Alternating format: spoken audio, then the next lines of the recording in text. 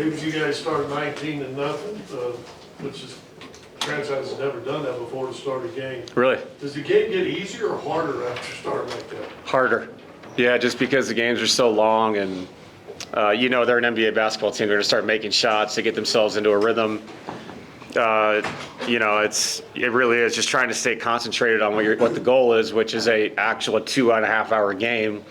When you score that quickly, take that kind of lead, I do think there's going to be a lull emotionally. I think it's totally natural. So we had it. I was really proud of the group in the start the fourth quarter because I thought the third, we just kind of got up and down. They had 38 points.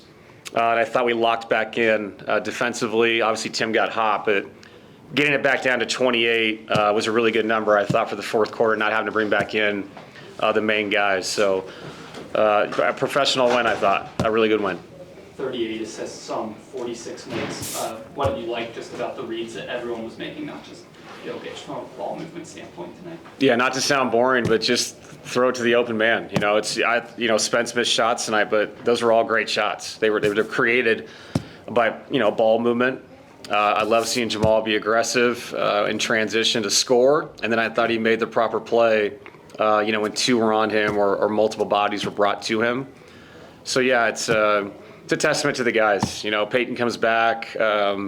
Throw Julian out there. I just felt like everybody to a man was just trying to make the right play for each other.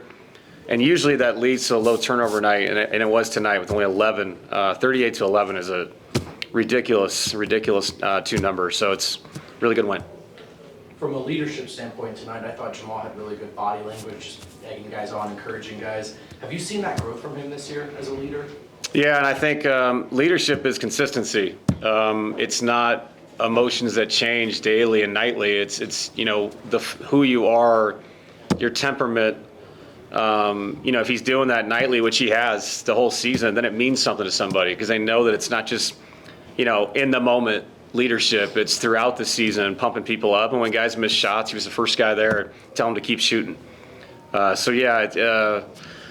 I guess it's growth, or it's just what I've been watching, all year. It's just been so the same each day. And this group they're unique. They like each other. And when you like each other and you respect each other, you can get on each other and you can pump each other up. So it's a really cool group. There was something happened in the fourth quarter.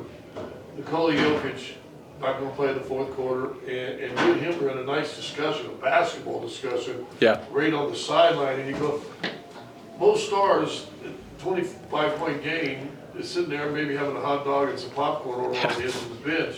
And Nicola's talking hoops with you, and then to the point where I think you said to him, good point. Yeah. What are conversations like that in the middle of a game that turned out to be a blowout? Yeah, we were just talking about spacing and respacing some of the out-of-timeout plays and different ways we could do it, as opposed to the way we've ran things over the years. So it's nice to hear their feedback and what they see, especially from him. He's the one out there. He sees it. He's the one dealing with the double teams, the triple teams, the cross matches, all those things. So you have to take into account what these guys say, especially this team with all these vets. I've loved talking to Tim about the catch and shoot stuff that he ran in Dallas and the details that come along with that. Jonas in the post-up situations. You have these guys that have experienced a lot, played for a lot of really good coaches and played with really good players. You want their feedback. This is not like I'm the dictator and this is what we're doing. We're doing this together. I think you can have that relationship and the openness. You'll get through tough times, and then like nights like tonight, where everything went right, you can have an open conversation about how to get even better going down the line.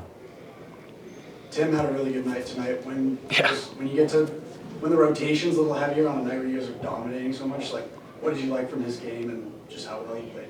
I just love that Tim is Tim every night. And if Tim was 2 for 11 tonight, I'd have been fine with it. I love when he shoots the ball. I think there's a couple of times where I'm sure there's somebody in the crowd that was like, I don't know if that's a good shot. It's a good shot. That's what he's supposed to do. And he puts pressure on the other team because there is no moment that he won't shoot the ball. And he's 6 for 11 from 3. I thought he ran well tonight, too. He got out in the lanes. We had 37 fast break points. More impressive to me is 13 of 15 of those opportunities. Because some nights you'll have a lot and you'll look down at the stat sheet and say, we had 20 fast break points, so we were, 8 for 21 of those opportunities. So the efficiency was there. and Tim was a big part of that. He's just such a weapon, man. You can run timeout plays for him, and he is his own timeout play a lot of times. He's just such a weapon, an aggressive weapon. So 24 minutes, 21 points, 6 threes, pretty efficient. You guys have been really good on the back-to-backs. What's the key going from this game to tomorrow night? Preparation. We were good last year too. I think that's probably one of the most underrated things about having veteran guys that have played in so many back-to-backs. This one's a tough one. You lose the hour going back to Dallas. I think it's that, just that they know what this is like. And for me, I've had to feel out what's best for this team. Do we meet in the morning? Do you wait till the afternoon? Do you just say, hey, we're just going to just meet pregame? I think they're all very different. We've been trying each one to see what this group's flow is best at.